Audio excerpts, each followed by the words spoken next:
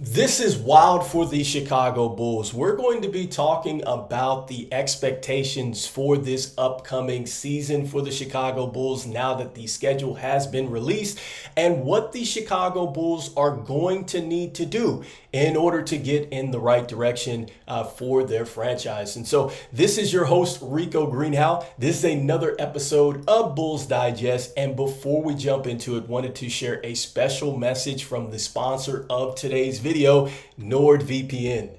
Hopefully the Chicago Bulls can get a clearer plan and move the franchise forward. Unlike the Chicago Bulls, you can have a plan when it comes to protecting your devices from online threats. That's right. The best way to do this is with NordVPN, which you can get by clicking the link in the description to this video.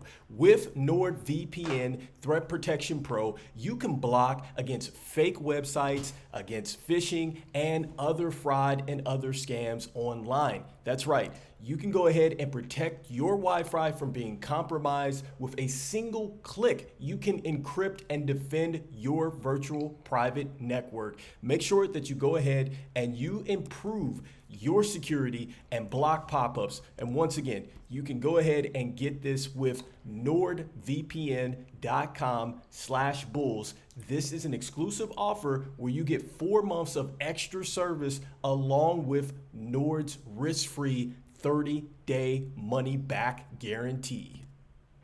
All right, so regardless of the strength of schedule for the Chicago Bulls next season, we are going to find out very early what this particular basketball team is made of. They have a challenging stretch at the beginning of November. They're going to have a challenging stretch at the mid to end of December and then also to March as well, where we're going to find out just what type of team that we have here in Chicago. And so with that being said, the expectations for the Chicago Bulls, I believe, is that they're expected to win 27 games. And I think that the Chicago Bulls are at least going to win 30 games. For the people out there that are saying they're going to tank, I think that this particular team is just built too good right now to tank, especially with Lavine and Vuce on the roster. I think that they're still going to play a big role for the Chicago Bulls. And that's mainly why I think you see a lot of people really just on the fence with what their expectation of this particular team is going to be. So the one thing that I am going to say is going to be clear about the Chicago Bulls is that I just feel like they're going to get 30 plus wins. Even though they don't have DeMar DeRozan on the team, I think that still with Coby White on the team, you're still going to get 30 wins alone. And I'm saying that because, 5 months ago, Zach Lowe of ESPN reported that Coby White had one of the highest, if not the highest, plus minus rating in the clutch at plus 83. So this suggests that Coby White is going to take that experience that he had with DeMar DeRozan and bring it into this year. And I know it's not talked about a lot because we're always talking about trades with Zach Lavine. We're always talking about Vuce and we're talking about Giddey and all these other players that I think not a lot of people are talking about Coby White and what he is going to bring to the Chicago Bulls. And he's already come out and said that he wants to be the leader for the Chicago Bulls. And I believe that Coby White also wants to show that he is a franchise player, not just to the NBA, but to the Chicago Bulls. And I think that he can absolutely do it. I think that just him being on the team and healthy, he is going to pull out some victories for us that a lot of people are probably not accounting for, just like last season when we had DeMar DeRozan, which suggests to me why this team would be a 30-plus team as far as in the wins column, all right? And that is considering that everybody stays healthy and considering that they just don't do a complete teardown, which I don't think the Chicago Bulls are going to do that, but they could do that. And so, another expectation that I have for the Chicago Bulls is just they're going to have to play these players that are unproven that just seem to just need a chance. I've talked about it before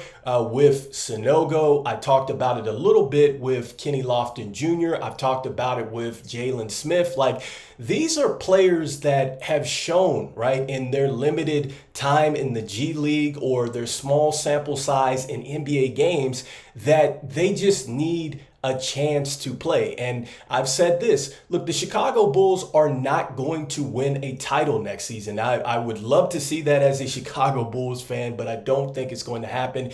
And even if they qualify for the playoffs and they're not in the play-in situation, do I realistically think that the Chicago Bulls are going to go deep into the playoffs?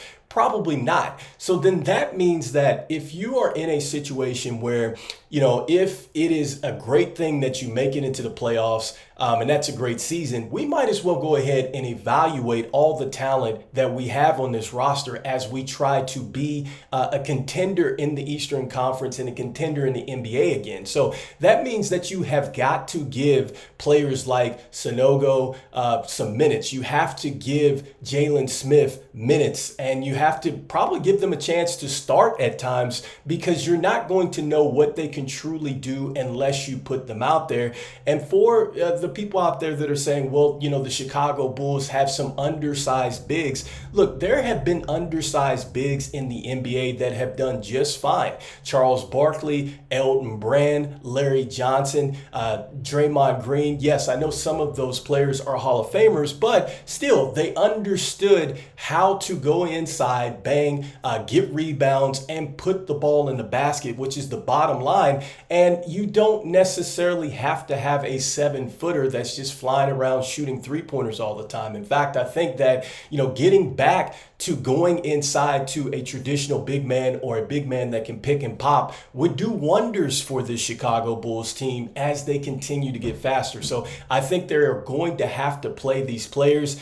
And then, you know, lastly, I think that Billy Donovan is going to have to trust younger players. That means that you're going to have to give Modest Buzelis a chance. You're going to have to give Josh Giddey a chance. Like, you're going to have to let these players play through mistakes. Dalen Terry, Julian Phillips, like, they need to play. And so that means that you may have to manage some egos, and it might hurt some people's feelings, whether it's Zach Lavine or Vooch or Lonzo Ball. But you have got to think about the long-term future of the Chicago Bulls. And look, it sounds like Billy Donovan is going to be with the Chicago Bulls. And more importantly, it sounds like he's probably trending towards a front office position when you listen to some of the things about Billy Donovan and him having a voice here.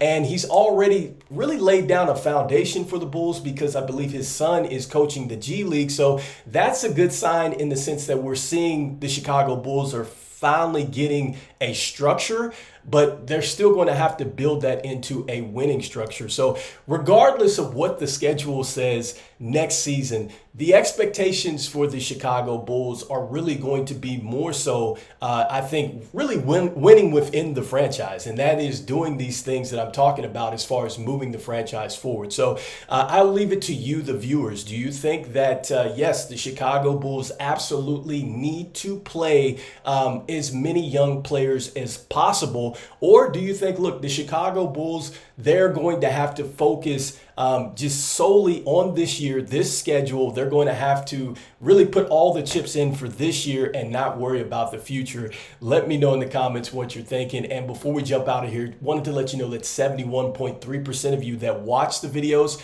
are not subscribed to the channel. So make sure you continue to slam dunk on that subscribe button for me.